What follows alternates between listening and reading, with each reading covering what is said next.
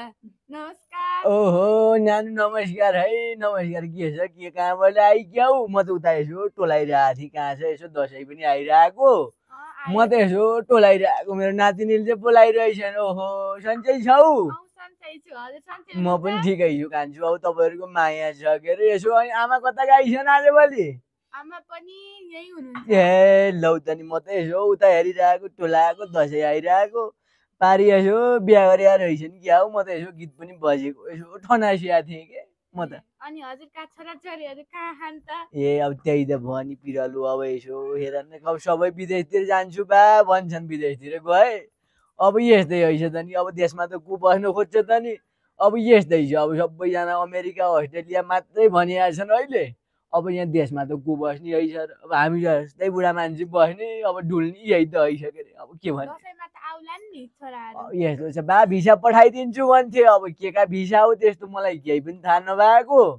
अब यसै आउनुहोस् टिका लगाइदिन तपाईँ यतै आउनुपर्छ भन्थ्यो कान्छाले अब म त कहाँ जाने अब म त बुढो मान्छे केही थाहा भएन अब म त्यतै छु है भनेको म त त्यही छ अब त्यसो भए आउन्नन्। अब नआउने त होला नि के अरे अब आज महाअष्टमी पनि भइसक्यो अब पर्सिको त टिकै छ अब के भन्ने अब यस्तै त रहेछ नि अब म त कहाँ जाम के गरौँ भइरहेछ के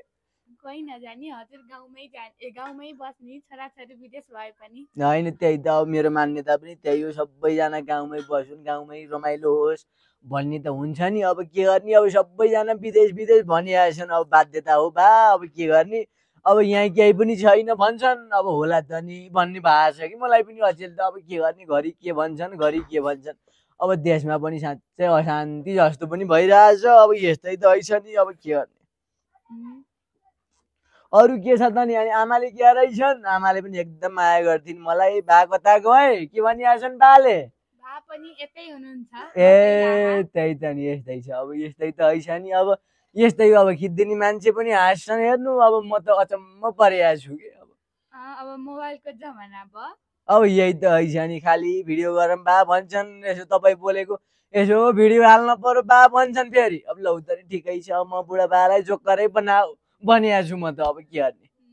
हजुरको स्वर पनि राम्रो छ नि त होइन अब यस्तो छ बुढो मान्छेलाई तिमीले पनि खिच्याउँछौ के फेरि कतिमा पढाइछौ म 9मा ए 9 भनेपछि अब 10मा एक कम होइन ए त्यही त नि अब 10मा एक कम भनेपछि माथि नै पढिछौ अब हाम्रो बेलामा त 9मा पढेको मान्छे त ठुलै हुन्थे हेर अब यो हो नि त 9मा पढ्यो गरे ल हेर त मान्छेले त 9मा पढ्यो भनेर ज्यादै ठुलो कुरा गर्ने 9मा पुगिसक्यौ कहाँ पढाइछौ